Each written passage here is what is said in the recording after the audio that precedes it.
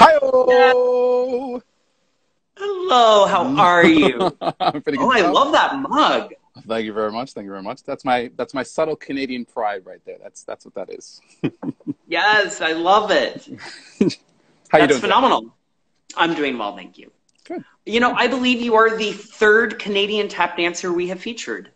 Mm-mm-mm. We are Yeah. legion. We are legion. It's an honor. It's truly an honor. Yes. Well, there's so many great tap dancers that come out of Canada. There's no Yeah. doubt of that. And Yeah. frankly, dancers in general. I think Mm. I've always been curious, and it's funny, this is not one of the questions I have scheduled.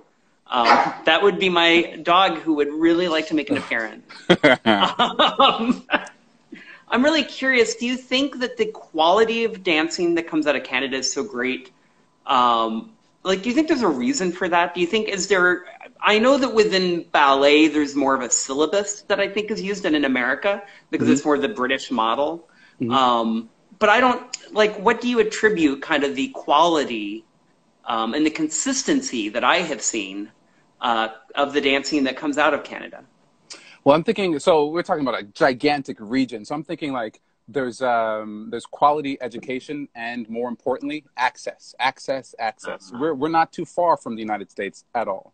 Like for myself, I had the insane good fortune of starting with my teacher, Ethel Bruno, who comes from Harlem, New York, and moved to Ooh, Montreal. And so I got that training off the jump. And then when I was 13 years old, that's when I started to go to the workshops, the festivals in the United States. St. Louis Tap Dance Festival, Minneapolis. I've been.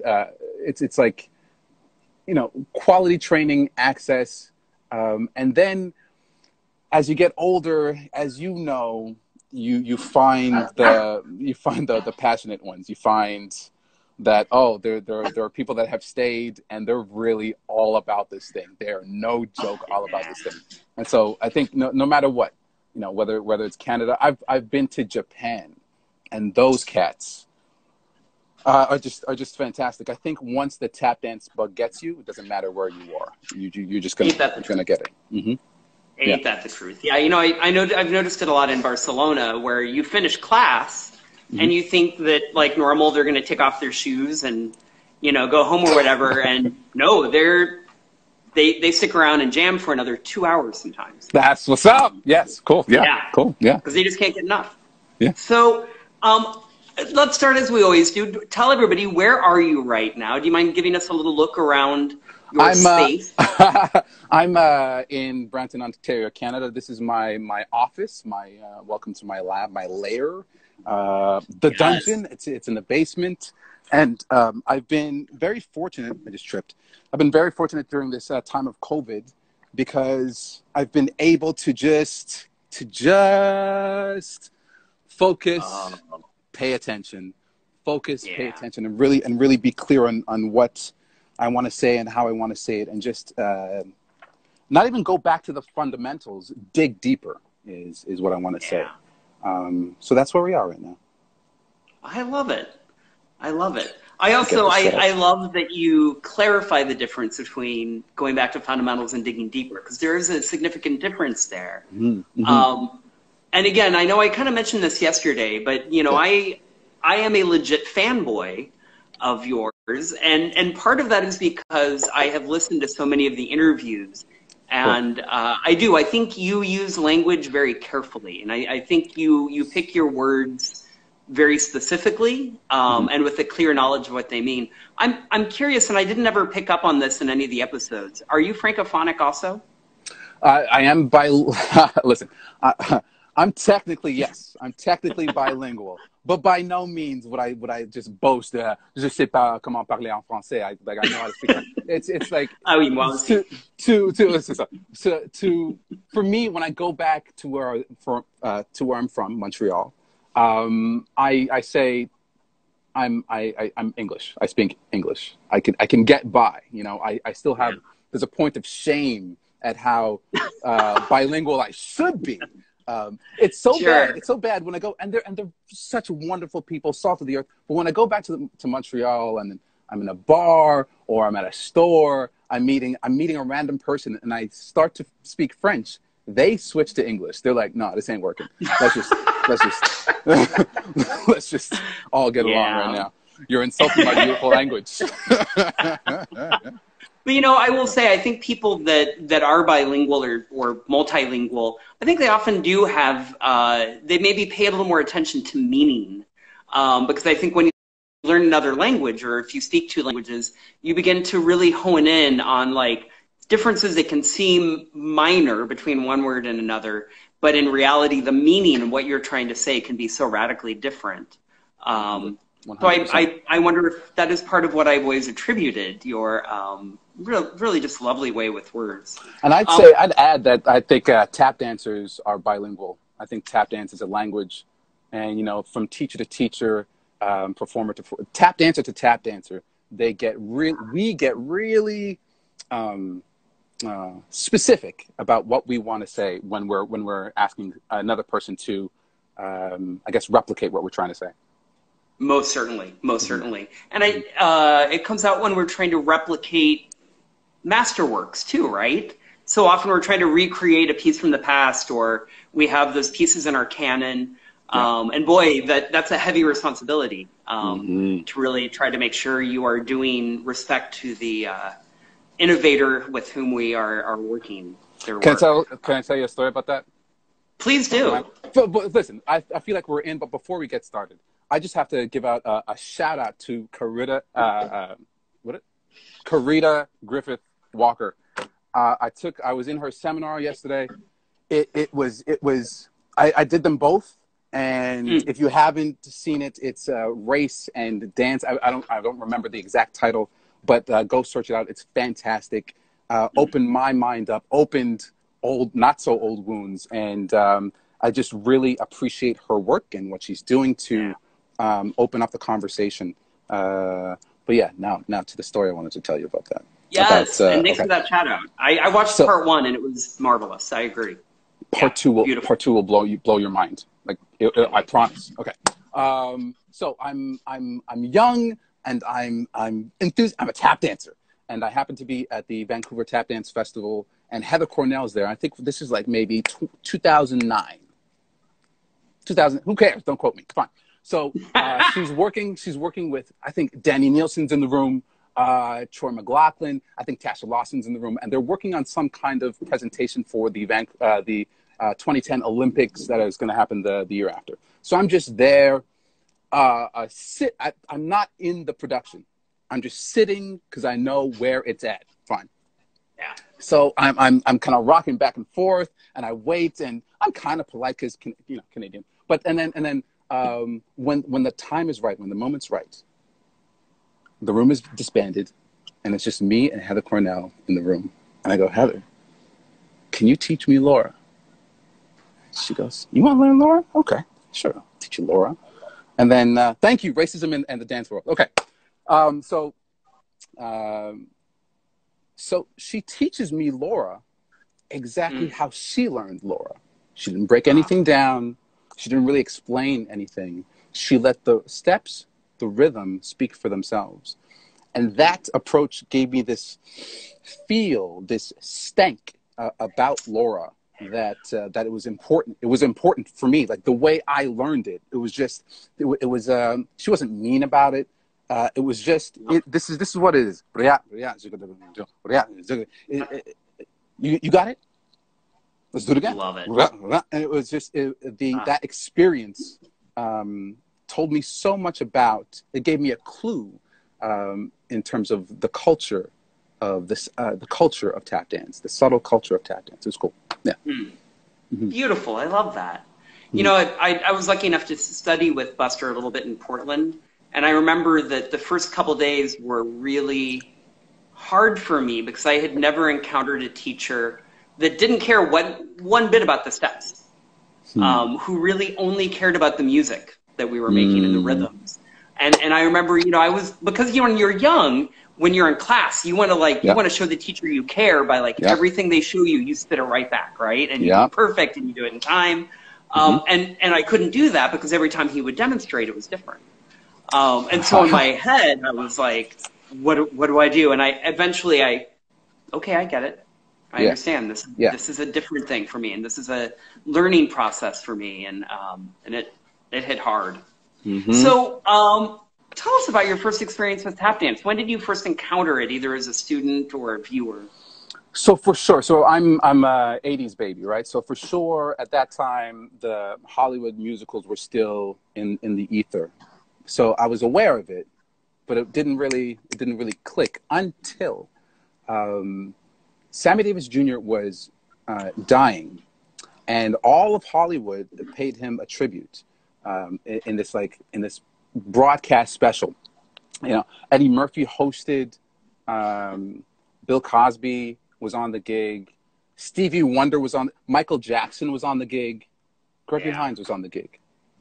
And so Gregory Hines comes out on stage and then gives this impassioned speech about how important Sammy Davis Jr. was to him and his development and his persona, his beingness.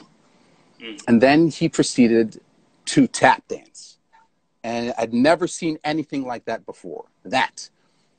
And more than that, it's like kind of something that I didn't know I'd been waiting for the entire night.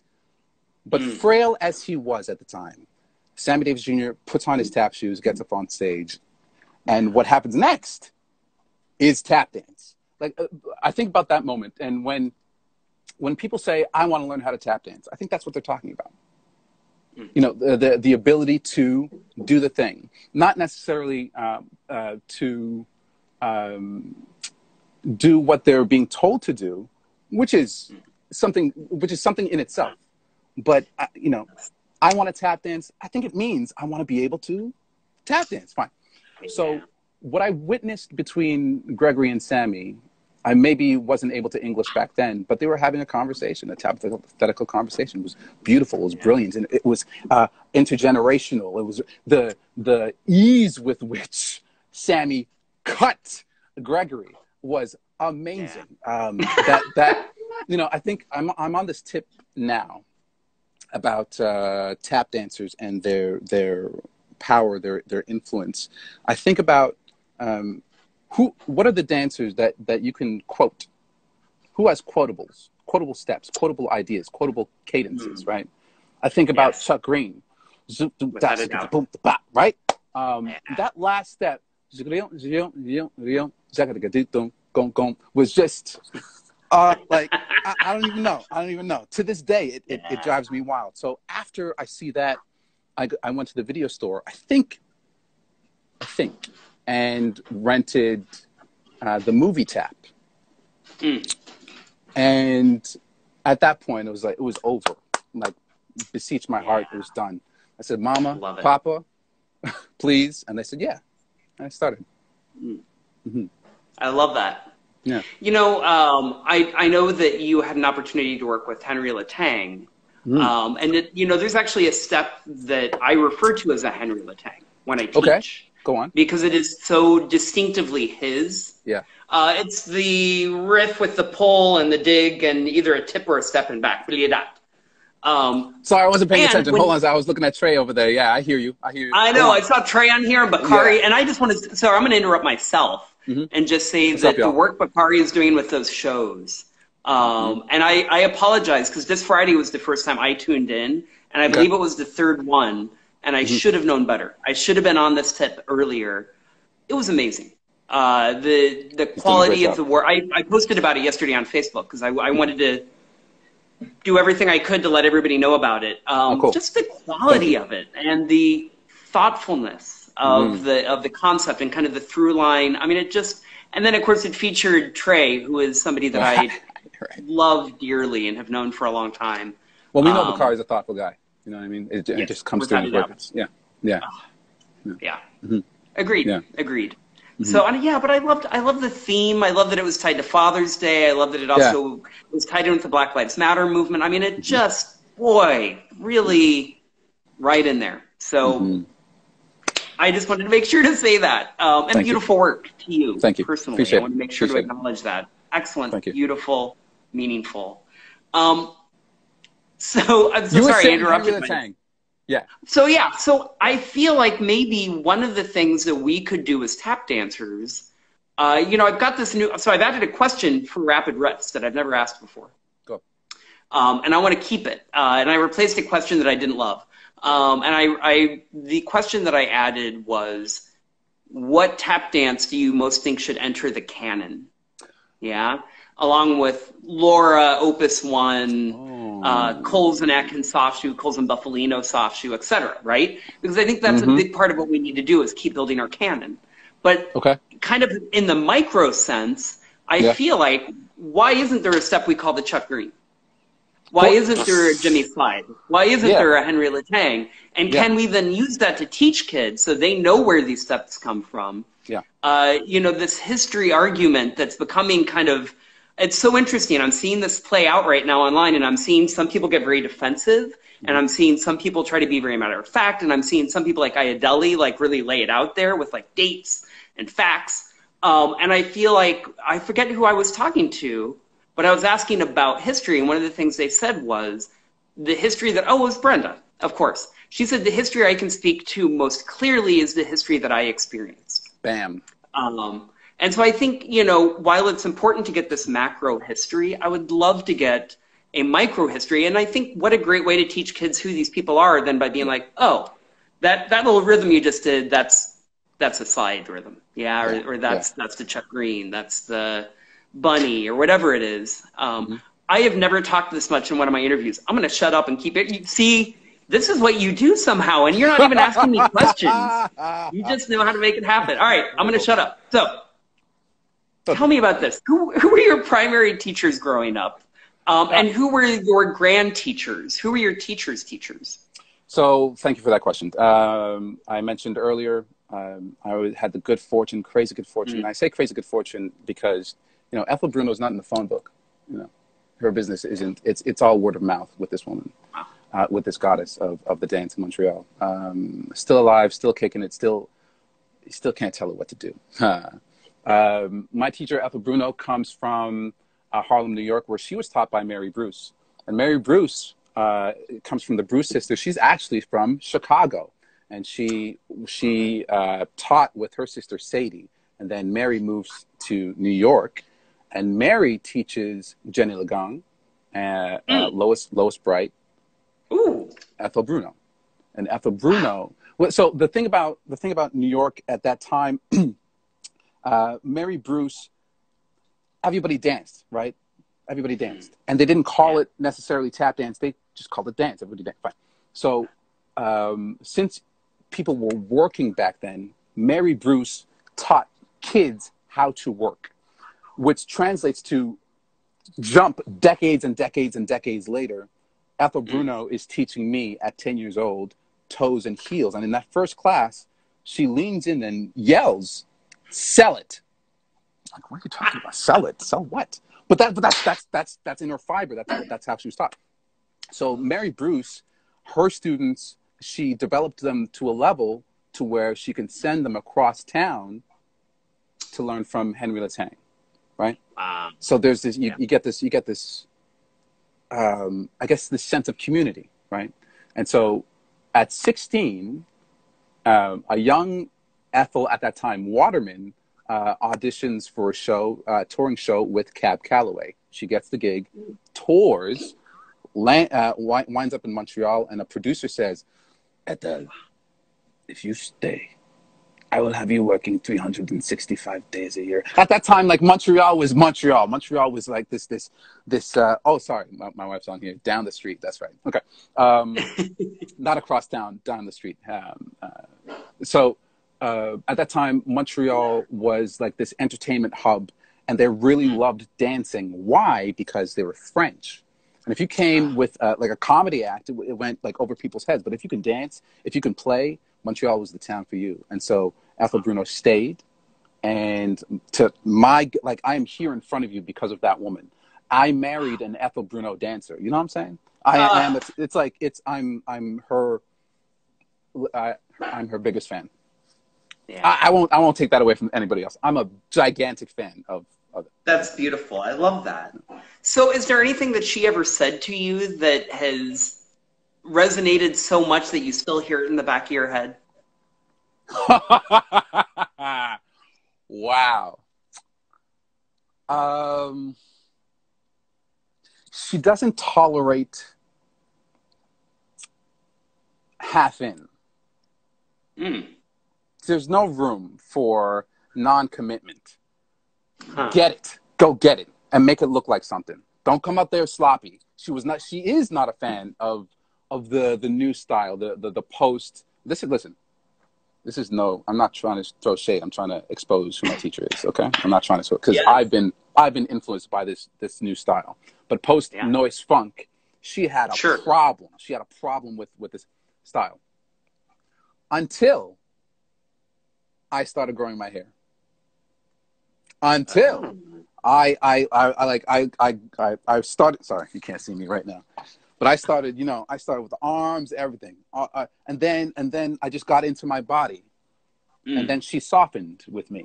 I will also say that I benefited from being male, right? And as a male, she allowed me to get away with so much more than the female dancers at the Ethel Bruno School of Dance. You know what I'm saying? But yeah, I know how that is.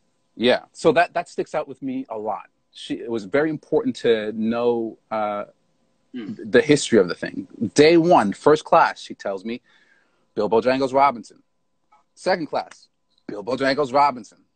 Third class, you get it yet? Bill Bojangles. There was no room for half in, half out. If you came here to learn how to tap dance, she's gonna teach you. Yeah. That's beautiful.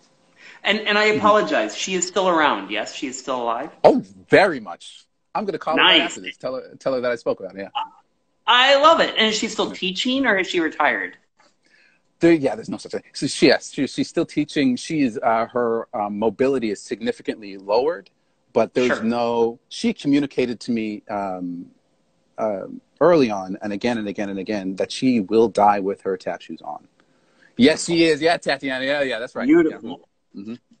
Yeah. So I ask this because I just, I feel like it's important. If people go to Montreal, in theory, they could seek her out and hopefully maybe get in a class and benefit from that firsthand. No theory. If you go to Montreal, you should seek her out. I don't care who else is in Montreal at the time.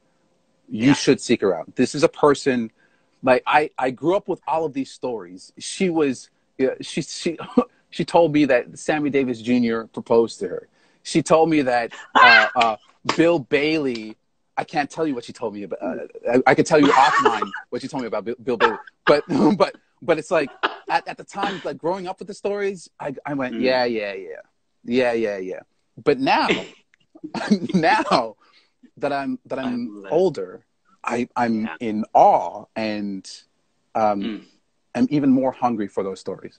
So yes, seek her out. Yeah. Love it. And let me sell it even more.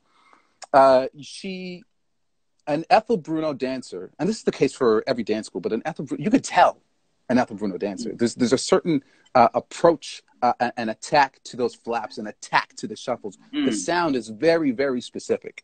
I highly recommend the functified version of tap dance that she represents. Oh, man. All right. I'm booking a plane ticket. I mean, once it's safe. Yeah. I mean, let me just say, I'm going to wait a little bit, but Go. Yes, I love it. So this is one of those more philosophical questions, but I'm so interested in how everybody answers this. The word technique is a big word, right? And yet I feel like in most dance forms, it tends to be a very specific thing, right? Even in modern, it's down to the person. Yeah, the Lamone technique or the Graham technique. Yeah. I find in tap that the technique can have a broader meaning or a different meaning. So I'm always interested.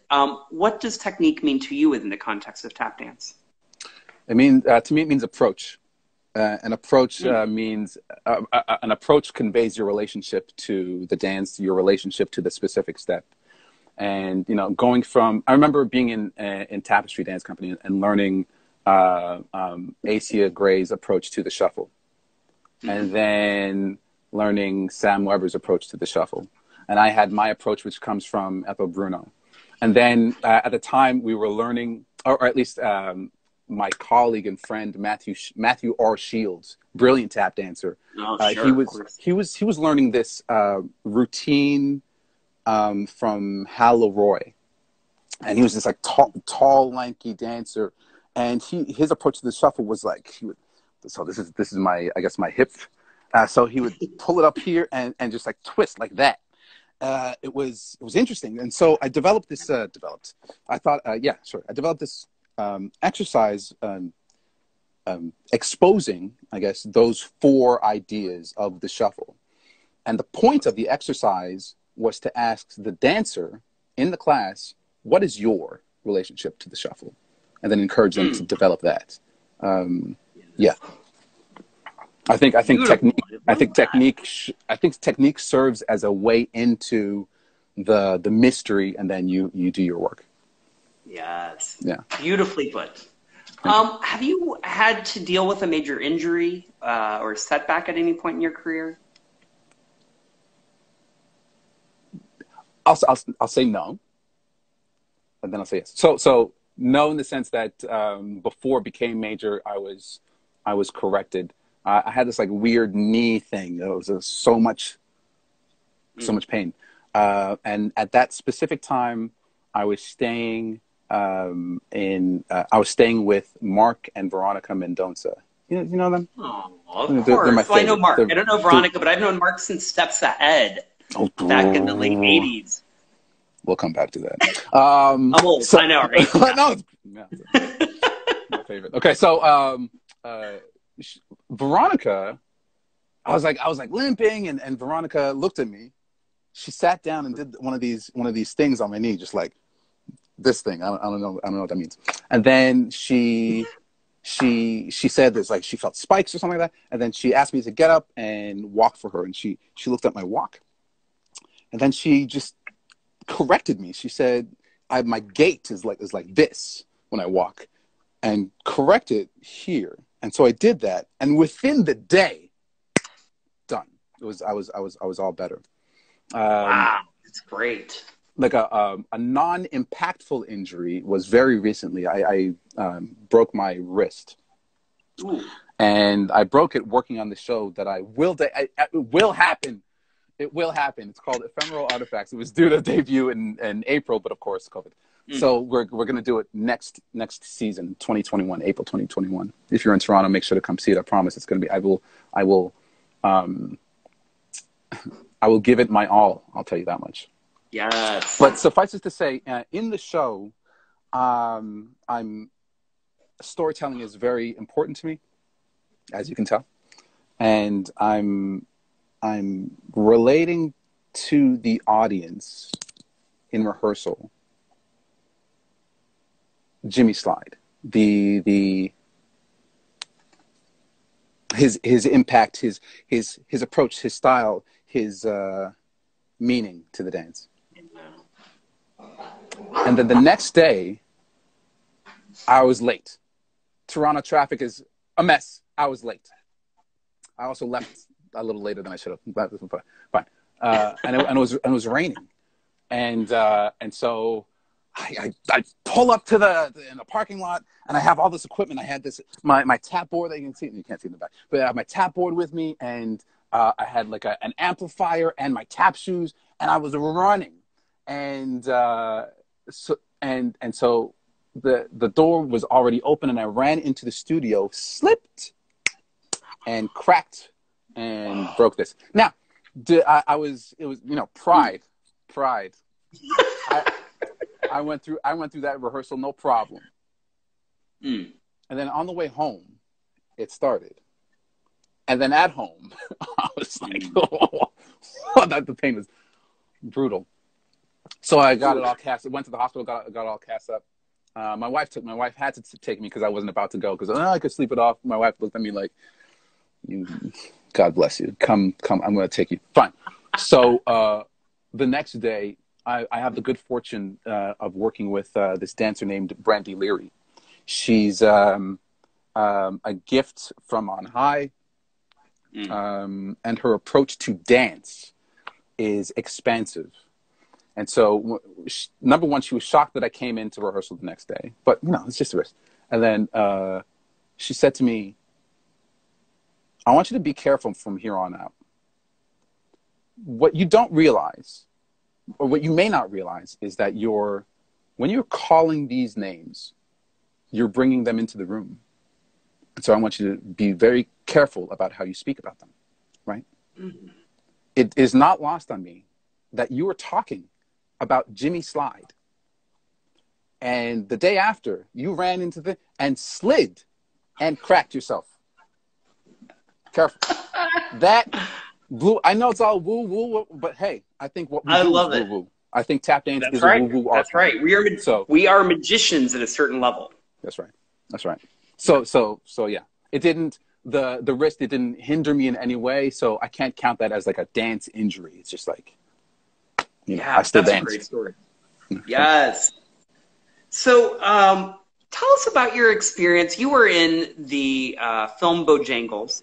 Yeah. I remember when that came out. It was such a big deal. Mm-hmm. I remember they had the documentary about the making of it. And of course, being a tap nerd, I remember watching that obsessively. I remember learning, I remember hearing Gregory talk about having to learn to tap left-footed in the style of Bill Robinson. Cool. One of the things that is a mystery to me from that film, and I went to IMDb to look this up. Yeah. I was trying to remember if they ever named Savion's character within the context of the film. No. Because me as a tap history nerd, to me there was no way he didn't represent John Bubbles, right? It's this new approach to tap that made Bill Robinson feel old-fashioned and out of touch in the same way that the bebop musician, it's the same reason Louis Armstrong never liked Miles Davis. Yeah, which is unfortunate because, go on. Mm-hmm. Indeed. So I was just wondering, having been in the film, do you have any insight into that? Is that your take on it? Am I out of left field?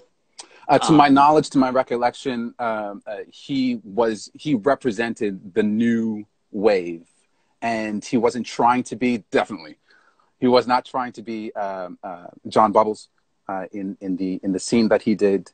I think it may have been the case that Gregory said, "Do you," and that's enough, which he did, and it was it was Savion. I think Savion did Savion, and in being Savion, he represented this new wave. Yeah, that's what it was. Yeah. But he was not, for sure, was not trying to be, because John Bubbles is an example of a dancer that's quotable, right? Yeah, without a doubt. Quote and that was not happening. Yeah, Savion was doing Savion. Yeah. I always wondered if the character, definitely the dancing, I would agree, it looked like Savion's style. Yeah. I just had always wondered, character-wise, in my head, I wasn't okay with him being an abstraction of the new style. I wanted to tie him to a specific figure. That's cool. And so, of course, my head immediately went to who would Bojangles see that would most make him feel, there's a new thing brewing, a new approach, and I don't feel as relevant, which I think was kind of the point of that relationship in that film. Absolutely. Thank you for answering that. I appreciate that. For sure. So here's the deal. You've got some pretty amazing credits on your resume. I'm going to ask you about each thing that you've done, and I just want you to share however much you're comfortable with. Sure. First off, I believe you're the first tap dancer I've interviewed who has appeared in a video game. Can you talk about creating I assume you did you do the footwork audio, or did you do the motion capture also? Let me tell you something. Okay, so this is like 2006, 2005, don't quote me, but the movie Happy Feet comes out. No, I remember I was in university at the time, so it was earlier, and I saw a trailer for Happy Feet, and I immediately got out a notepad and started writing things down. It's like, I have to figure out how to be a part of this thing. It's the tap dance is gonna be all of a sudden in people's minds. That's how I thought. That's how I think. And of course, I had at the time I had this wonderful dance company called Dynamic Souls that I started with my wife, and so I'm sure I went into the studio in that epoch and said, we have to figure out something with Happy Feet. And I'm sure we did choreograph something to Stevie Wonder's I Wish. Yada yada yada. the universe is much more effective than I am. I'll tell you that much. I get a call. That they need a tap dancer for the motion capture of this video game. Randomly. Wow. And so I went in. Man. Flew to Chicago. And they put like all these, they put all these like ping pong balls around me, and I got to see the penguin, the character, real time. It was amazing. And so cool. I was tasked with, I think, performing 3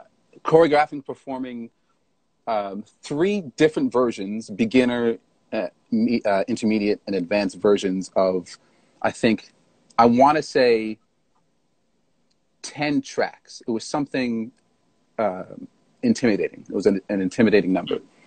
And I noticed that I didn't see any audio recording anywhere while I was doing the thing after I had done all this work. And suffice it to say that the video game, I'll leave you to draw your own conclusions about what that video game did and how good that video game was. I'll say that I'm glad for the opportunity. I'm glad for being able to meet the challenge. I'm glad for the experience. I will tell you, I played that game because, of course, as a tap dancer, you see that a video game comes out that has tap dancing, you're going to buy it, right? Okay. Like, that's not even you don't even think twice.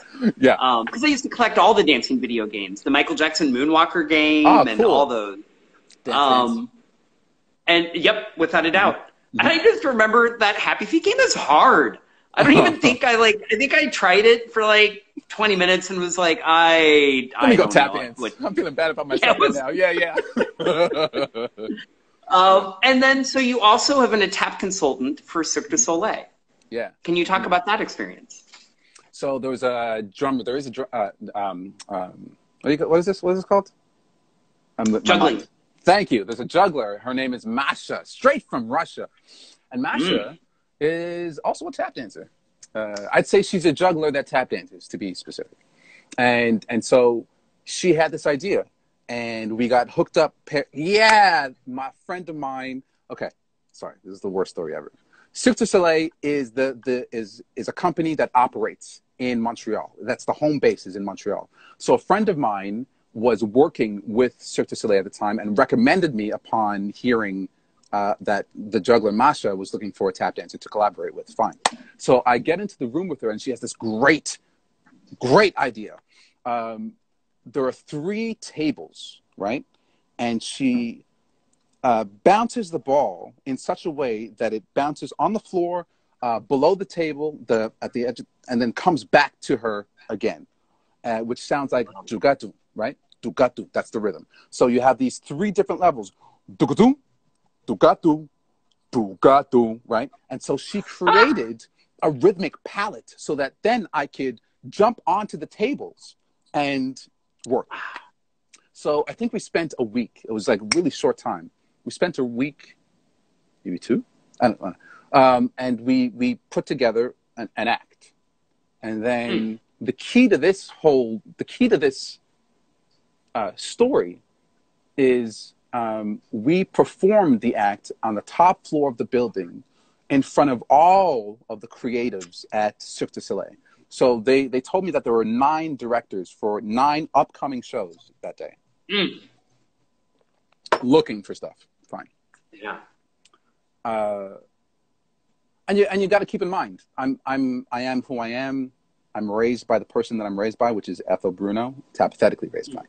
And so no matter what, whether I'm in rehearsal or performing, I'm on. Okay. Yeah. So we did the damn thing. And then, they really excited. And so after that, there were 3 shows that featured tap dance in the Cirque du Soleil canon. And I received a contract for the 4th show, which was due to open in Macau, China. 2 years, 940 shows, an evolutive. They said they used the term evolutive contract, which means that, you know, you may go there with one thing, but it's gonna change depending on how we. Okay, fine. And so I'm thinking 2 years in China alone. And like Macau is kind of like a Las Vegas type. So it's so it's a Sin City. Oh. So I'm resisting signing this thing. So no matter what shekels that they were offering to me, I was not paying room and board, and I was getting 940 iterations of those shekels. So I was like, yeah, 2 years though. And then the 2008 financial crisis happened, and they didn't finish building the hotel that they were going to feature the show in, and the contract was null and void. Anyways, the universe is such a wonderful, giving place, is my point. That's the entire point to that story. I felt very fortunate to, in such an unfortunate circumstance. Yeah. Yeah. One of our viewers asked if there's a video of that act anywhere with the tables and the juggling and you. That's a great question. I will ask Master that question. Thank you for that question. I never think about that kind of stuff. Thank you. Yeah. Tell us about tap dancing at the opening ceremonies of the 2010 Vancouver Olympic Games. It was bananas. It was great. I loved it. It was fun. It was fantastic. You had all the money. They were throwing all the money at us. So we got paid well. Room and board, obviously. Oh, at a swanky hotel, and surrounded by a bunch of tap dancers for a month. How cool. So I am who I am. And I remember that very first day, get off the plane, I meet the dancers at a bar. And I go, friends, Romans, countrymen, lend me your ear. We are here for a month. We are here for a month. So let's train together. Yeah. Let's train together. Yeah. And so it's like there's no mystery to things, right? Who was in that room? Who's like who showed up to that room? Danny Nielsen showed up to that room. You know what I mean?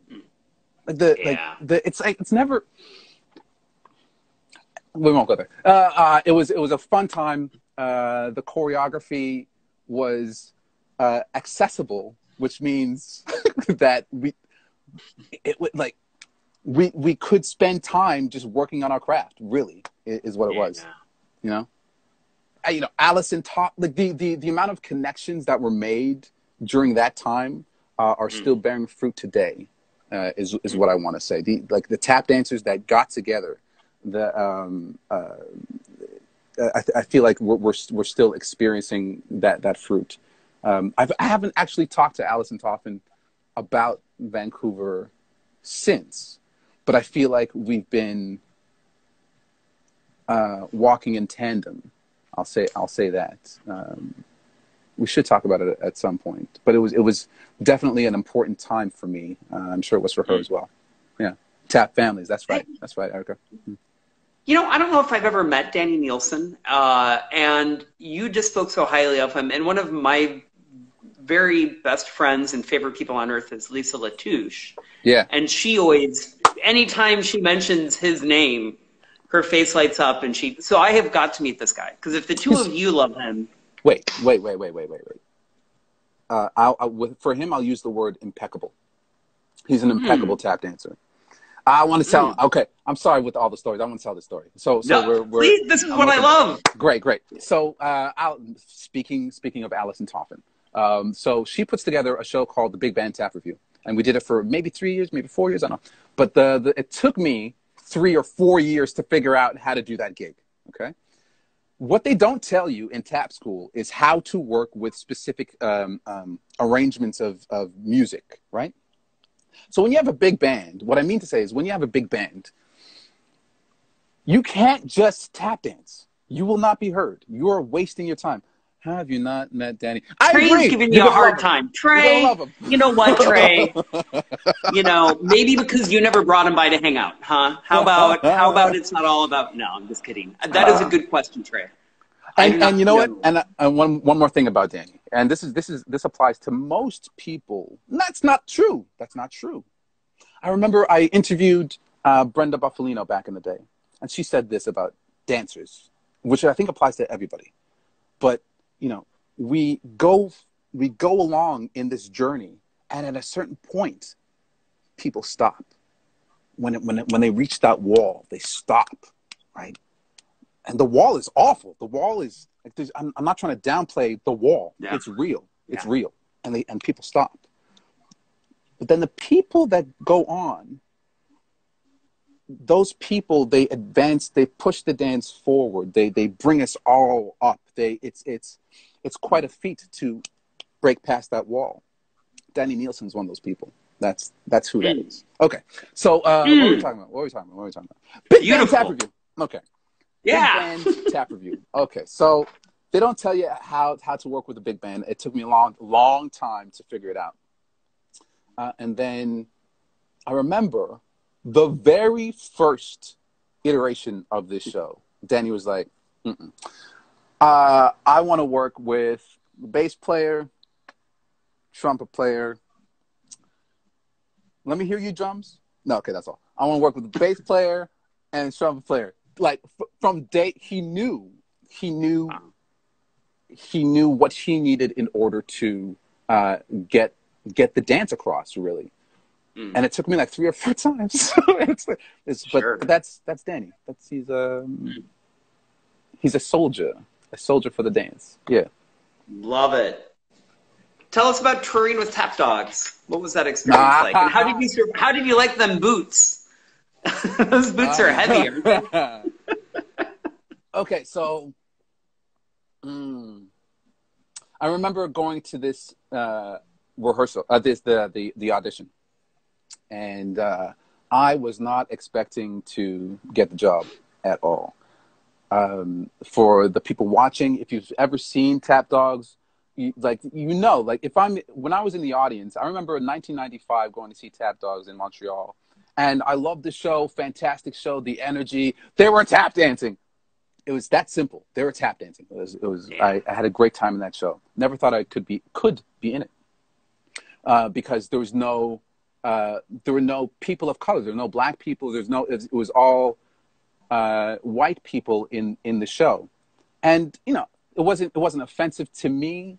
They were Australian. Like I've never been there, so this is just what it is. Fine. So all I saw whenever I auditioned was an audition for a tap show where I could meet other tap dancers. What? That was the opportunity. Right. Okay. So I go to the audition, and all these cats that I'd never seen before have tap shoes on, ready to work. So I was a pig in I was very excited, very excited. And so I think the casting crew, they were like, this cat. Anyway, so I do the audition. That's fine. To meet everybody, that's great. As soon as there's like a break in the room, I say, everybody, we're all here. We're all have our tap shoes on. What are you doing for the rest of the day? Can we jam after this? Maybe we can go out to eat and jam after this. I was just looking to tap dance. I was new to Toronto at the time. And I was looking to tap dance and be in like a cocoon where I can learn, where I can grow, where I can tap dance. And so the dance studio owner, Sean Byfield, he was like, yeah, you can use this space, no problem. And so beautiful. We destroyed his beautiful bamboo floors. It was a nice time. But I was totally surprised to get the call and happy to get the call to join that show. The mechanics, I learned, what's the word? Structure from that show. That show has a very clear beginning, middle, end. There's an arc. There's humor. There's apparatus. There's so much going for that. Oh, and rhythms. When that show is on point, you know? Hell yeah. Hell yeah. And it's no wonder that it's been touring for what, 20 years? Like, I don't even know, longer. It's ridiculous. Yeah, it deserves all of that success that it has, the staying power. Much respect to Dean Perry. He did a fantastic job. And that's another thing, like, about, doing the podcast. It's 100% selfish. Like, I worked for the man. I don't feel comfortable going, like, just calling him randomly and just talking about the show. But the podcast, hey, hey, can I talk to you? So it's like, it's just an excuse to talk to people that I want to talk to, that I want to learn from, right? So that was a fantastic time. I will say this, however. I started getting into this religious text, right? Because I'm also that guy. It's called the Bhagavad Gita. You know about this? It's fantastic. Of course, it's fantastic. And there's this idea that is haunting me because it's so hard to understand, to accept. But the main crux of what's trying to be put across in that text is this advice. Do your work selflessly without attachment to reward. Let me say that again. Because do your work selflessly without attachment to reward. And I'm thinking, what? But I want to be rich. I want to be famous. I want to be celebrated. I want what? Do your work selflessly without attachment to reward. I remember being in that show and just like beating myself up about the steps that I wasn't getting. Trying to do better, like that. At a certain point in that show, it's the climax, and we just done the basketball number, and the energy is way up here, and then we end this climax with the BS chorus done at like 300 BPM. It's stupid, and so they tell us before we start the run that you will. There's a garbage can on the side, and you will pop, you will throw up because it's so. What did I do? I said, really? And so then I started to train. If that's what the show demands, then I have to get better at that.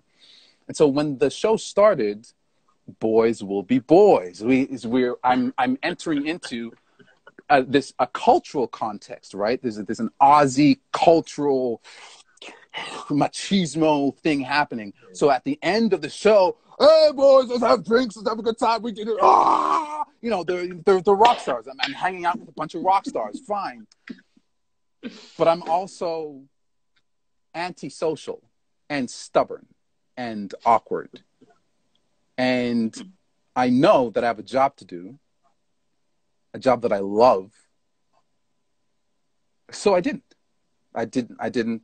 hang. And there's a trade-off to that, right? There's a trade-off. Mm-hmm. But having said that, I never missed the show, right? And having said that, like I kept on getting better and better and better every show. And it's something that I learned specifically from that show, that you can't just, the rock star life is a myth. It's a fantasy that we have about, specifically, I feel like 70s rock. And a lot of those cats died, like no. There's a different way. I don't want to say better, because I'm not trying to cast judgment. I'm just trying to do my work selflessly without attachment to reward. Beautiful. In the early 2000s, you danced with Tapestry, as you mentioned. Worth noting, one of the few tap companies in America where you can actually make a pretty decent monthly paycheck. It's, at least at certain points. I don't know when you were there, but I know that it's generally considered one of the better. 2010 to 2013. 2010 to 2013. Thank you. Yeah. Mm-hmm. Those are the early 2010s. Mm-hmm. So can you talk a little bit about the experience working in a concert tap dance company? And then I'm also curious, has that impacted how you want to create your own work. I guess actually, and that's a macro question. All these different, we've talked about very different approaches to performance, very different types of shows, doing the same show over and over and over, doing new stuff every time. Yeah. How has this stew that you've been cooking in all this time, what do you want to do with that? How has that impacted your work, and what have you taken from each thing? Just a giant question. Oh, and we have 5 minutes before Instagram kicks us off. And we'll come right back. We'll come right back to finish, of course. That's interesting. I learned so much from Tapestry. So in 2010, I toured with Tap Dogs and then went right into Tapestry Dance Company. And so Asia kind of had to break me. I was feeling, I was definitely, having said, I do my work selflessly without attachment to, I was feeling myself. I was like, I am, you know, and so Asia had to, and that's not true. Had to break me. I'm trying to be, I speak in hyperbole. Okay. So, Asia is an artist. And Tap Dogs, you know, Dean Perry is an artist, but a touring show for decades. Now we're not talking about art. Now we're talking about machinery. We're talking about function. We're talking about franchises. There are many different, thank you. So, I remember coming into Tapestry Dance Company, like a stompaholic, stomping everywhere, just like loud, and I had to learn. I had to sink into I had to learn the environment. And the great thing about the first year is, I think, Tanya, if you're still here, back me up. I think we had to learn 5 or 6 different shows within that season. So we never stopped. It was intense. But we were all in it together. Like there was it was like a major overhaul in the company. So there's a bunch of new cast members, and we did a lot of work. Yeah, thank you. 6 shows.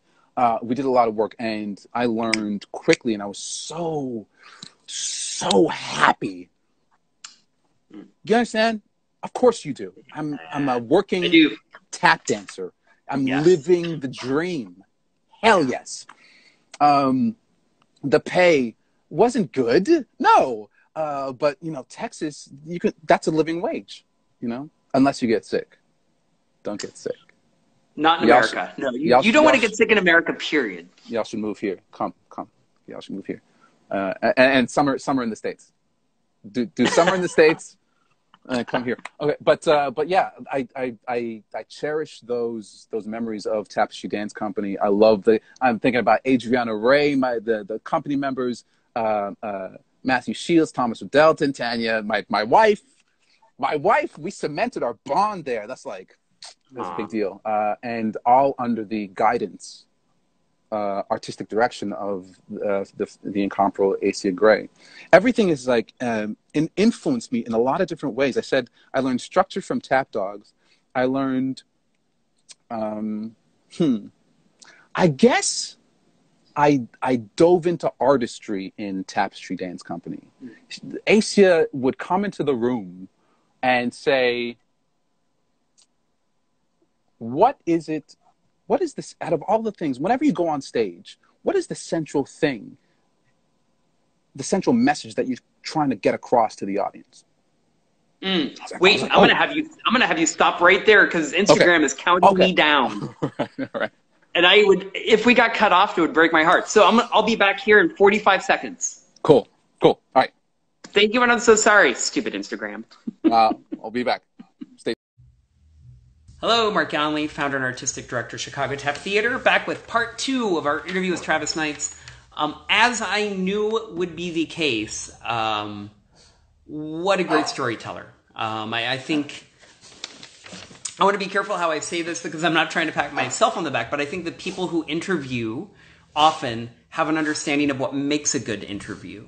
And he is here now, and we will move into the second half of our interview.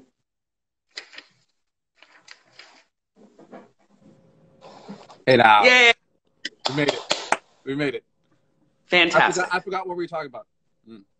That's all right. This is the perfect point to go into a next topic. Let me say, I was just telling the public while I was waiting that I knew this would be a great interview, and one of the things I find is that people who interview others often have a sense of what makes a good interview. Thank you. And I think the stories that you're sharing are lovely. Thank you so much. Thank you. So we're gonna jump right in at the top of this. As we're seeing remarkable calls for change in American society, and actually I'd be curious to hear how this is playing out in Canada. I've certainly seen posts from my Canadian friends, especially on issues of systemic racism. I'm wondering what role tap dancers specifically can help play, or can play, to help really see some change happen and to feel like we can take our unique skills, abilities, understandings, experiences, and use them to help further a most righteous cause. Ooh. So if you go back, Tap Love Tour podcast, it's been a journey and a half, and I'd love to, okay, we'll come back to that. I'd love to specifically hear about how what changes have been happening within you through these conversations that you've been having. Well done, by the way. Well done. But in the journey that is the Tap Love Tour podcast, at a certain point, that's what happened. I interviewed this amazing hip hop scholar known as Monsell Il Cosby Durden, and he exploded my brain. And then like a few weeks later, and these are always the hardest, I did this like compilation episodes where I took these different interviews and put them together. And it was I think it was called Race and Tap Dance. But I was asking a purposely provocative question, but it's something that I've always felt. Is tap dance segregated? Right. And the answers that I got were, of course. Like everybody, without saying anything, everybody's aware of the landscape that they find themselves in. I remember the first day going into Tapestry Dance Company. I was excited. I was like a little schoolgirl, skipping, just like with that Texas sun, whee, like going into it. And I stopped right before entering into the studio because I saw this brilliant, who I'd come to know as a brilliant black man, brilliant. He was sitting in a chair with this posture. We're dancers, we know. With this posture that communicated discomfort, it communicated an out of placeness, it communicated everything that I understood about race relations in the United States and Canada. Let's not pretend that Canada's that polite. And then I walked into the room and his posture changed. Right? He was no longer alone. There was another black man to interface with. And that stuck with me for a very long, it's just stuck with me. It's a very real thing. And I think one of the answers is relationships. And that's hard. That's hard, dog. That's hard. I don't know if this is the case in Chicago, but I imagine it's the case all over the world because of how we're communicating right now. But I remember growing up in the 80s and 90s, knowing my neighbors. I lived in a neighborhood.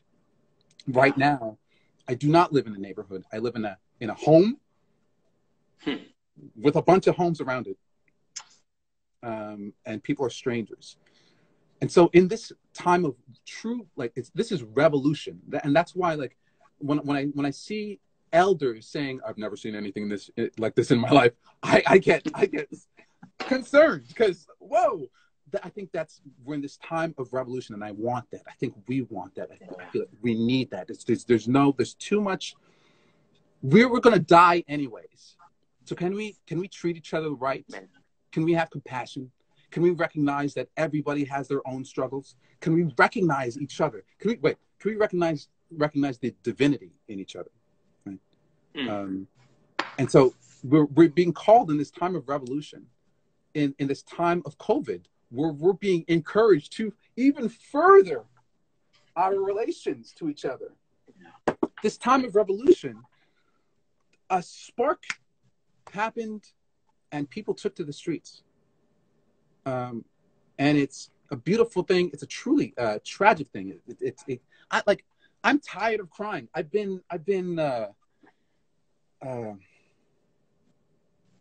It's very painful. But I know that it gets better. I know that. From emancipation through Jim Crow, through civil rights, I know it gets better.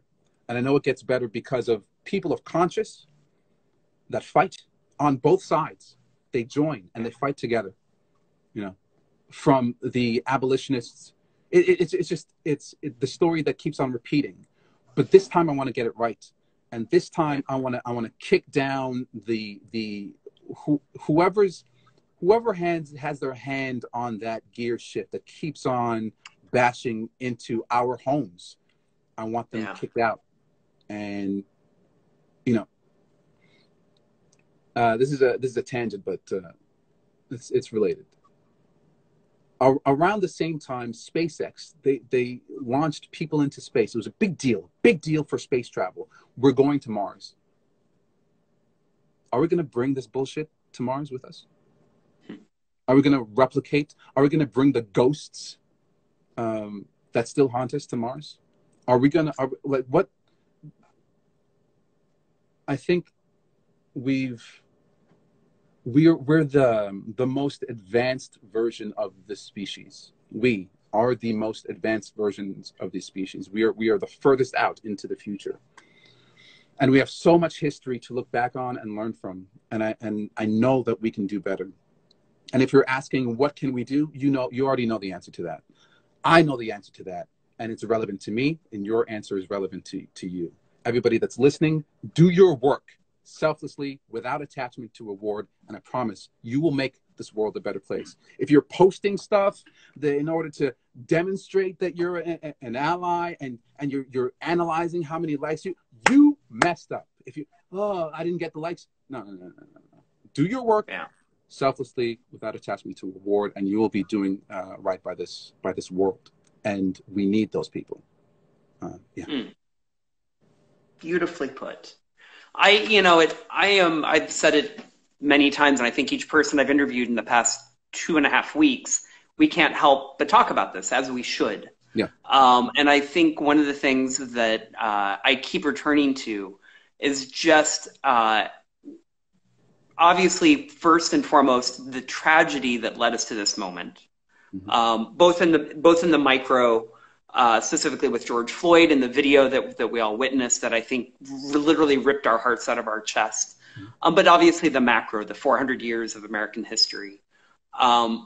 That being said, I don't know if I've ever felt this sense of optimism before. I don't know if I've ever felt a closer sense of humanity with other people. Yeah. I don't, even with walking down the streets in Chicago with masks on, I have had conversations with people I've never met before. And instead of being superficial, 2 minute, 1 minute, hey, nice to see you, we stand there and we talk for 10 or 15 minutes. We're talking about real things. And we're having conversations that I think people used to avoid out of some misguided sense of politeness or awkwardness or a fear that they are going to say the wrong thing the wrong way. Yeah. And I think the kind of newfound humility among white people in America and the ability to say, oh, I don't know everything. I need to educate myself. I'm still going to mess up. And then the trust that that's going to be okay, that if they do care, if they do make efforts, that, if they do use the wrong word or they don't quite understand something, that somebody will correct them and they'll help them and it's going to be okay. That's big because we're in cancel culture. Yeah. That is big. Compassion is big. Yeah. And I'll be honest, because we've in the tap world, we've seen our own controversies happen in the past few weeks, Yeah. and there have been some where people were given a correction of some kind, where people said, "Hey, like this didn't really feel right," or "I'm not okay with this," and you've seen that person react immediately in the moment and with kind of a realization and an attempt to make right. Mm-hmm. And I think you've seen other instances where that hasn't happened, where it's met with silence, or maybe just one. Some people have a different rock bottom, Yeah. Yeah. Yeah. Yeah. Mm-hmm. I just, at the end of the day, I feel a sense of renewal. I feel a sense that we will never be the society we were. There are too many people now. I think one of the interesting things that's happening is the cultural side of this, the fact that there's a new canon of books that people are reading. I've been doing the same work. I know I'd be curious to see how many white people are reading White Fragility right now. Because it's a great book and it's fascinating and it puts things in a very clear way. And it's actually, I was struck by how short the book is. Like each section, it'll bring up a question and answer it in like 5 paragraphs, Yeah. but it does so in a way that you grasp it immediately. Watching, I know we just watched, on Juneteenth, we watched the concert that Bakari produced, and then we watched 13th on Netflix. And that was because we felt, there's a responsibility on that day to watch things that expand your consciousness and move you and make you want to continue the struggle. I want to challenge. I want to issue a challenge to everybody. And this is, of course, full disclosure.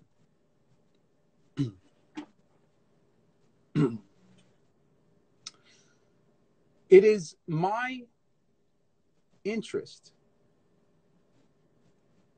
to dismantle whiteness. Oh, wait. Okay, so this is what I mean.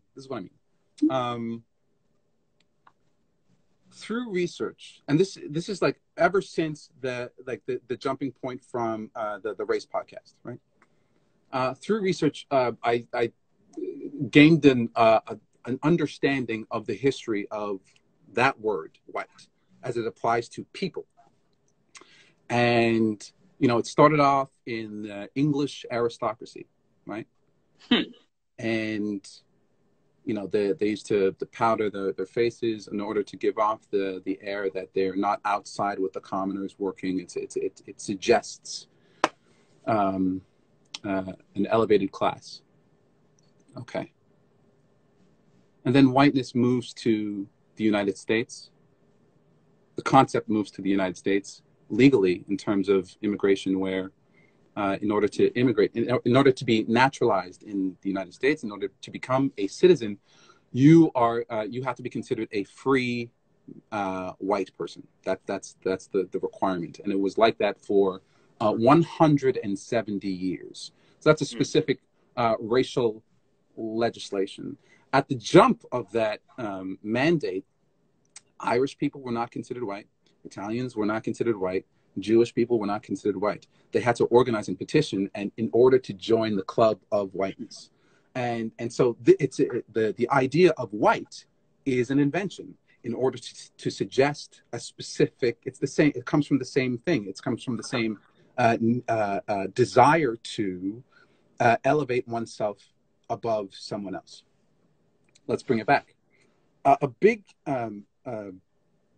An important epoch in my life was when I got resentful, within like the tap dance realm. I grew up looking up to specific tap dancers. And there's this like old saying, please correct me if you remember what it is specifically, but it's like, never meet your idols. You ever hear that? Yeah, most certainly. Yep. Okay. So most every single tap dancer is awesome, a G, fantastic.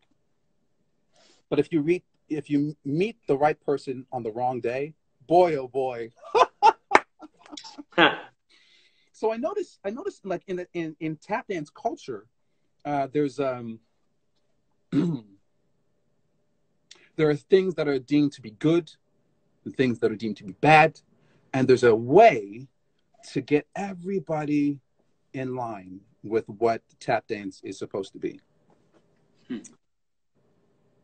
When I shed that, when I stopped looking up to people, when I started meeting people eye to eye, that's when I stopped being shy. That's when I was able to put out work without fear of, oh, what are they going to think? What are they going to think? Wait, am I trying to impress them, or am I trying to speak to people?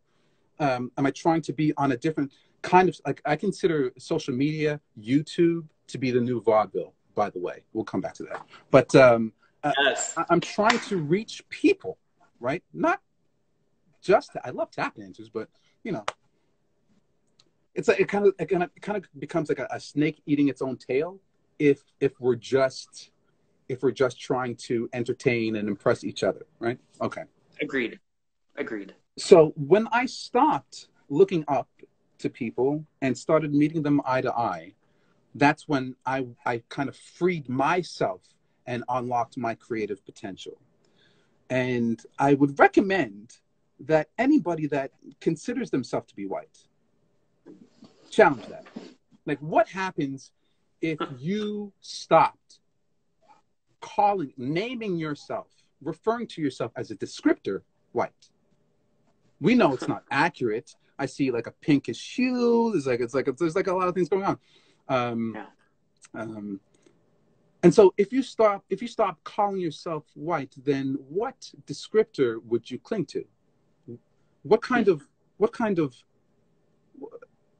inner work would you do? What kind of like family backgrounds would you investigate? I think that would make anybody that does that more interested in other people's backgrounds, because now you're thinking about yourself in a different way. Yeah, that's my thought about that. But here's the punchline. Okay. If you're no longer calling yourself white, does that mean I can't call myself black anymore? Oh no. But that makes me feel a way. Like, I feel like I kind of earned this blackness. Wait, earn. I feel like it doesn't mean the same thing. I want to keep my blackness. So I'm trying to be honest with you with how I am. If you challenge me to that same thing, I'd be like, yo, say it loud. What? It's, yes. But I tell you what, I am definitely in my life, and maybe it'll take a couple of lifetimes. I'm definitely trying to transcend all of this. I'm trying to transcend all of this and go down to this basic fundamental thing in order to become even more expansive. But yeah, I think that we'll have to save that for another time. I have more work to do. That's really, I think you have given everybody so much food for thought. Yeah. Thank you so much for going out there and being willing to trust people to like listen to something that is kind of asking a little bit more. So beautiful. You got me going. Hold on. So I learned so much from the Me Too movement, right? Once again, it's something that I've heard from white people prior to this epoch. When I would speak to them about my experiences, they would say, "I've never had to think about that," right? And so in the Me Too movement, when I'm hearing all of these experiences, I thought, I never had to think about that. And so now I'm much more sensitive, and I'm literally treating people differently than I was before the Me Too movement. Yeah. And so I'm very thankful for this time, and I hope that more than being uncomfortable, like, oh, I gotta do this work, I hope people are taking the opportunity, and I think they are. I think that's why it feels like a revolution. Taking the opportunity to listen, learn, and do better. That's all. Yeah. So I have to tell you, kind of dovetailing with this, you very bravely 2 years ago, before people were talking so openly about race, especially in tap dance, you did a two-part episode of the Tap Love Tour podcast with Max Pollock, Roxanne, Heather, Derek Grant. I believe that's it, correct? Ryan Johnson. Again? Ryan Johnson. Thank you. Yeah. Ryan Johnson. Thank you so much. And that was actually my introduction to Tap Love Tour podcast. I listened to that, and then I went back and I listened to the Diane Walker talking about Black and Blue and you know, all kinds of other stuff, right? So talk about the creation of Tap Love Tour podcast. Why did you think it was important? I have a lot of questions about this, right? Sure. Because this is something I'm so first off, why did you do it? What needed to happen? What answer was, or what question was that answering? Because I definitely think it was answering many, but what did you think? It's just something I've always wanted to do. Something you should know about me is I put it on blast on Front Street. I put it on blast on Front Street exactly what I want to do with my life. I've always wanted to, you know, the Muppet Show? Kermit. Oh yeah. That's my life. That's my life's goal. My life dream. I want to be Kermit. So I feel like in this particular time, this chapter in my life, it's me becoming Kermit the Frog. And I want to I know so many brilliant artists. It blows my mind. And I want to put them on. I want to put them on. And so, you know, I've been thinking in that way for a while. Also, I listen to podcasts religiously. And I noticed. Do you mind sharing real quick? Sorry, I don't want to interrupt, but what are some of your favorite podcasts? What are the podcasts you listen to that helped inspire all this? Oh, sure. I'll name one that is totally inappropriate for most everybody that's watching this, but it's called the Church of What's Happening Now. So there's the Big Daddy podcast. Oh, I see some lights. Very good. So the Big Daddy podcast is the Joe Rogan Experience, and he has these offshoots, right, of characters, of friends really, that come on his show that have their own podcast. And so one of them is one of the funniest people on the planet. His name is Joey Coco Diaz, and he is as blue as it gets, as non-politically correct as it gets. He is so offensive, gross, and I laugh from my gut listening to this thing. He's also a go-getter. He's a deeply flawed human being, and he puts that out. He's so honest, and it just makes it endears you to him. And through listening to them, they have been encouraging people to do it. Like, why wouldn't you? It's so, you have a phone, you have internet connection, you can do a podcast. It's fine. I grew up listening to the Howard Stern show. Gigantic fan of the medium of that specific means of expression. But KRS-One, he is a leader in the hip hop culture. He tells this story, and you can find it on the internet. And I'm sorry, I'm going to paraphrase, but I'm going to mess it up. But it's the story. You have two young people, both poor, both come from nothing. One of them spits a rhyme, and the other one goes, "Man, that was trash." Both remain poor, and the story goes nowhere. Part two, one of them hits a rhyme. The other one says, "Man, that was awesome. That was amazing. The way you put that rhyme now that person who's cheering on the poet has given value to the poet, and in so doing has given value to himself." And that's kind of like the going philosophy.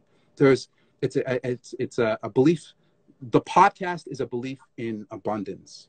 I believe in abundance, especially in a time of scarcity. There's always a way forward, and on a practical level, it's my mentorship. You know, when I first, before the podcast, I was doing these like mini documentaries, right? And essentially, it was so hard. It was, I had a lot of fun doing it, but it would take an entire month to make one, to shoot it, to edit it, to come up with the source material, to do a little bit of research, to make these stories make sense, to figure out how to. And in so doing, I'd be listening to these things again and again and again. And it's one thing to be in conversation, but it's another thing to go back and listen to it again and pick up the things that you missed, pick up on the nuances, pick up on the undertones of what people were saying. It's a different practice, and it's a different relationship to tap ins. Yeah. Beautiful. So, like I said, I have a lot of questions, but I'm going to try to keep it short. Wait. Hold on 1 second. I heard you a couple of weeks ago talk about, trying to get Diane Walker on the phone. I'm rooting for you, brother. I am rooting for you. That is a hard get, but it's an important get. She is our griot. She is our storyteller. I think, and even, and this is for everybody that's listening, and I have been saying this. If she says no, it's for a reason. Yeah. And I would encourage anyone and everyone to figure out a way so that she can document as much as possible in whatever way she needs it to happen, as much as possible. I will throw in, I have a little bit of money, like less than that. I have a little bit of money. I will throw in something, whatever. We can do like a tap dance, crowdfund. It doesn't matter. I think it's important, and much respect to you for pushing, sending that note. Thank you. How you doing? Yeah. And I mean, here's the thing. I've known her since I was 14. Like, I consider her a very close, like, we've had deep conversations. I've hung out with her many times. But, at this particular time, I have not been able to, like, we talked a little bit, but, like, there was an activity, there was a thing coming up. She was busy. So thank you for putting your voice behind it. She is one of the people that I, above all, as you know, it will be a 4-part interview. It will not be an hour and a half. But she is one of the most, if you go to a festival and you can only take from one person, if you're not taking from her, if you're not listening to every word she says and hanging on every word and taking notes, one of the gifts my mom gave me when I would go to the tap festivals when I was a teenager, my mom would go with me, right? Because I was a kid. Yeah. So she would fly with me to Portland, Oregon, or to Boulder, Colorado, or St. Louis. Cool. Yeah. And one of the things my mom gave me, I was lucky because I told people back then, kids didn't go to festivals. There were maybe, if there were 100 adults, you'd have 10 kids. Yeah. So the few kids that were there back then, we really benefited because the teachers would go out of their way to make sure we were in the room. They would go out of their way to make sure to share stories and ideas and to push us and to prod us and to inspire us. And one of the gifts my mom gave me at a very young age was the gift of listening. She said, boy, when you are lucky enough to sit at a table, as I was back then, with Fayard Nicholas and Jimmy Slide and Buster Brown, she was like, you keep your mouth shut. She was like, if you have something really important to ask, you go ahead. But she's like, the most important thing you can do in that situation is to be quiet and listen, because everything they say are things that you will remember for the rest of your life and that you will share with your students. And they'll inform you, they'll make you a better dancer. Diane is, of course, she's always been one of those figures to me. One of the things, and I didn't prep you about this, but one of the things that I do find interesting, when I was coming up, the people that we venerated, I'm going to say worshipped, although I hate to use that word because of the connotations, but I will say, like, the people that when they walked in the room, that we, like, they were the old 95% men. It was the Busters and the Jimmys and the Steve Condoses and the Bunnies and the Sandmans. I thoroughly believe that right now our elders are primarily the women in the community. 100%. The Diane Walkers, the Brenda Buffalinos. I hate to call Acia an elder, but she's been doing it long enough, right? She's been in the trenches long enough that the Heathers, the Lindallies, and I think it's an interesting point in our history where we are almost a matriarchal dance form now. We are. And because of that, I would argue that we should go back and search out for the women of the past. I just watched this. It was called something like "Women Can Tap Dance Too," something like that. But I just how old am I? I just discovered a fantastically funky dancer named Baby Edwards. She, like, her, you know, at a certain point, you know this. At a certain point, you can tell the stank on a dancer by just their approach to one shuffle. And she blew my mind. I think it's incumbent upon us to fish them out and give them their propers, because there are reasons why, obviously, the men are elevated, but the women were just as, if not, as we're discovering or acknowledging today. Yeah. Not better. Yeah. Well, and I've said it before, but right now, like, I love a lot of the men in our field, but it's the Dormishas, it's the Michelles, it's the women in our generation. The women in our generation are just killing it. It just it's because of the women. It's because of the women. I wake up in the morning thinking about tap dance, and I think we gonna be all right. It's like it's a good. We're in a good place. We're in a good place. Yeah, without a doubt. Yeah. So it is time for people's favorite moment. It is time for the 2-minute tap lesson. You have 2 minutes to teach a step, concept, or idea. I will be timing you. That's a lie. I will not be timing you. You go as long as you want. Are you ready? We're going to pretend like I'm timing you anyway, because it makes it exciting. Go. Go. Okay.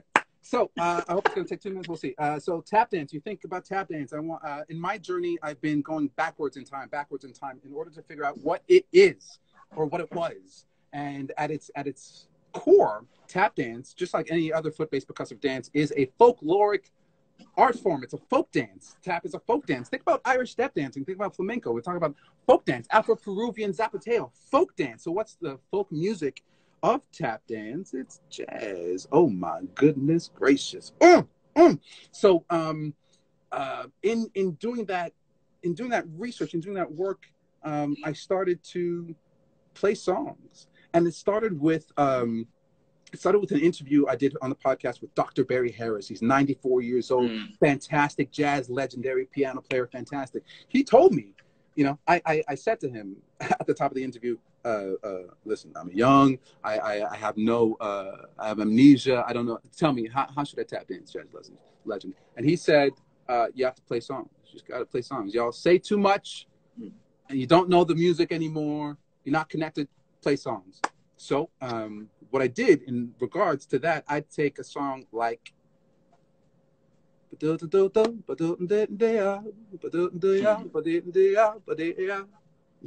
So what am I going to do? I'm going to say,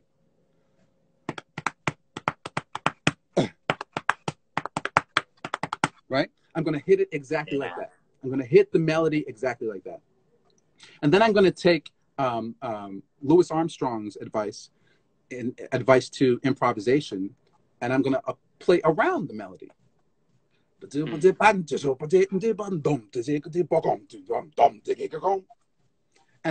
I'm going to play around the melody. Right? So in terms of figuring out improvisation, getting into the culture, the folkloric culture of tap dance, being more in line with colleagues that you're working with, hopefully musicians, I would encourage anybody in this 2-minute tap lesson to find the songs, the jazz songs, the standards, the whatever that you connect to. Learn the song, play the song. Don't tap dance. Play the song. And then go back and watch Jimmy Slide again. And you'll see that that's exactly what he's doing. He's playing the song. Yeah. You got 2 minutes? How do we do? That was perfect. Okay. Beautiful.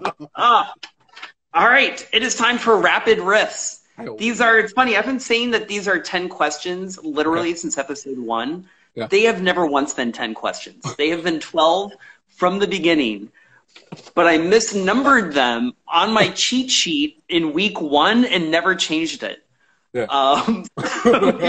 As I said, I dropped a question and added a question. So it's even. So here we go. Yeah. Question 1. Yeah. What tap shoes do you wear? Oh, yeah, great. I wear K360s. Very good. I'm a big fan of Minneapolis Matt at the Dancing Fair, and my next pair is going to be his. I think they're called GS ones or something. I don't know. But the GS1. What I did is I took off the taps of my K360s, and I'm telling you, I love the sound. It's so, because you got to think about. I told you before in that 2 minutes ish. I'm trying to go back to what it was before show business, right? Yeah. And it was this. It was this, and the sound is so rich. The only problem is it doesn't have the technological advantage of that tap, which allows it to be sonically loud, right? And so because of that, I'm amplifying the sound, and it's rich. So what is actually happening? I don't know when I'm going to reach out to Minneapolis Matt, because what's happening now is I'm cannibalizing my shoes. And they're not too far away. They're not too far away. When these shoes die, I'm gonna pick up my so dances, take them off, and get to work. That's all. That's my answer. Yes. So, yeah. Have you Sarah Petronio, since I think the 70s, has performed at least one number in every show in Tap Shoes Without Taps. Because her view is tap shoes are drumsticks, and without the taps, they're brushes. Ooh, that's cool. Sarah Petronio, man, she's Okay, 2 taps, tight or just a little bit loose? Tight. Stop it. Tight. Go on. 3 favorite song to tap dance to? Well, You Needn't. Great choice. 4 favorite composer? Thelonious Monk. You're in 4/4 time. Do you count in 4s or 8s? 4. I grew up counting in 8s, and that's not even true. So Ethel wouldn't count. She'd say, "Ready and," right? She'd infer the tempo by the ready and. And then I love it. And then I met another teacher who encouraged me to start counting. So then I said 5, 6, 7, 8, and then I got this idea. It's a tap dancers and musicians, blah, blah. So then I started counting in 4, and then I started working with musicians, and now it's just a matter of being sharp when communicating with them. Yeah. Speak the same language. Favorite tap dancer to watch who is no longer with us? Jimmy Slide. Favorite living tap dancer to watch? That's tricky. That's so tricky. Oh, I know it's tricky. That's why we are still in the team. Tricky. That's so tricky. So I'm gonna say Thomas Rudelton. He's if y'all don't know who he is, Australian cat. Worked with him. Lucky enough to work with him in Tapestry Dance Company. He was 18 they're always 18. Anyways, he was 18 at the time, and I noticed like he was just. I've never seen anybody move a crowd quite like Thomas does. He'll come out. I want to tell a quick story. Sorry. So we're working in Toronto, and it's like Kim Chalovich has this thing called the Eastern Canadian Tap Dance Conference, and so Thomas was a special guest. Excuse me, it's very funny. But he came out. He's just like he's about yay thin, right? And so he came out with his ukulele, and and he said with his accent. Let me do an offensive accent. Right, hi. He doesn't sound like that at all. But he said hi. He said, yeah, right. He said, hi, everybody. My name is Thomas. It's nice to be here. And then he said, I'm just going to play this little song for you. So he started to play a little song on his uke. It was something like Love You, Matt. I don't know, some kind of romantic song. That's key. It was a romantic song. So he sings the first chorus. And you should see the audience did this. No word of a lie. Audience did this. right? Mm. I just saw the shift. Wow. And then he put down, while keeping time, he put down the ukulele and started dancing exactly the way I described. He played the melody, played around the melody, played around the around, chilling, barely breaking a sweat. Didn't break a sweat. Picked up the uke, went back to the last chorus, walked off stage. The crowd, it went. I've never seen anything like that. But it was an example of a young male who didn't give in. And I know about this. Who didn't give in to the let's chop it up. Let's be clear. I love to do that myself. So I'm speaking aspirationally to you, which is why I mentioned Thomas Dalton. Go. Yeah. Beautiful. Love that story too. Thank you for sharing that. Mm-hmm. Favorite choreographed tap piece you've seen or done? Yeah. Stormy Weather, Nicholas Brothers. You kidding? Like, what single tap performance that you have seen in person do you remember the most vividly? I take it back. I'm sorry. I take it back. I take it back. I apologize. This is wonky. The movie Tap, street scene. Wait. All the madness is going on. Everybody's having a good time. Then the break. What? Oh, to this day. So what is it about that step? That step, I feel like, changed a generation. Because if you ask any tap dancer that saw that movie, what is the single step you remember from it, or rhythm? That is it. And I know it's not like a full routine, but like single choreograph. No, it's perfect. So you got to think about it. So they set you up with the narrative. They set you up with the music, and then it's just placed perfectly, and it sounds great. The sound of man. Yeah. Oh, that's my answer. Yep. Okay. Thank you. I always assumed that was Henry Latang's choreography. I'm guessing that there was a lot of. I'm guessing there was a lot of exchange in the choreography of that film, as far as Gregory throwing out ideas, and of course they had the most amazing cast of tap dancers ever assembled in one place.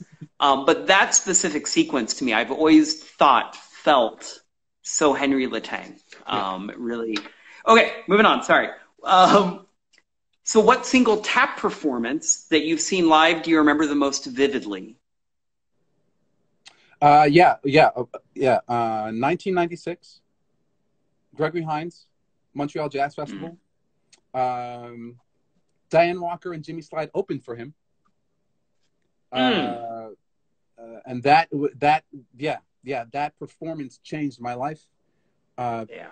He was, obviously, we know this about him, he was extremely generous. And so at the end of the show, he brought up all the dancers that were in the audience, and I was one of them, and I was 13. And I got to tap dance with Gregory Hines.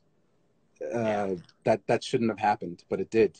And so I'm grateful to the universe. I don't want to die right now. I have a lot more work to do, but that's enough to be satisfied with your life. The kids out there, they'll see Gregory on film and appreciate his talent. They will never have an understanding of how kind and generous he was. I'm not going to tell it now, but I have a story about meeting him that, anyway, he, amazing. So you can go back in time and see any one tap performer or performance. What do you see? This is, first of all, can I say this is my favorite question? Because I'm a nerd, right? I love, so time machine, you go back in time. So there's a legend in tap dance of a dancer named Groundhog. But there's no footage, right? That's right. I'd love to see a Groundhog. But then again, I just finished the Miles Davis autobiography. And so I'd love to see one of those moments where Charlie Parker calls up Baby Lawrence to jam with him. Yeah. But that ain't it. No, no, no, no, no, no. My answer is William Henry Lane. I want to see Master Juba. I want to see what tap dance, what was it that sparked this revolution? I want to see what tap dancing was before jazz. You understand? Agreed. So, Yes. you know, I'm talking about, you know, tap dance is a folk dance. That's my rap. Tap dance is a folk dance, and jazz is the folk music. But wait. Tap dance precedes jazz. What was it? What was he doing? What was that sound? Yeah. That's my answer. Master Yes. I'm sure you've seen the film Gangs of New York, yes? And that brief moment. I was quite impressed because to me that seemed like a reasonable approximation of what proto or early tap dance might have looked like before jazz. I got to go back. I don't remember that scene. I don't know. It literally lasts for 10 seconds and you can't show it to kids because there's nudity in the same scene.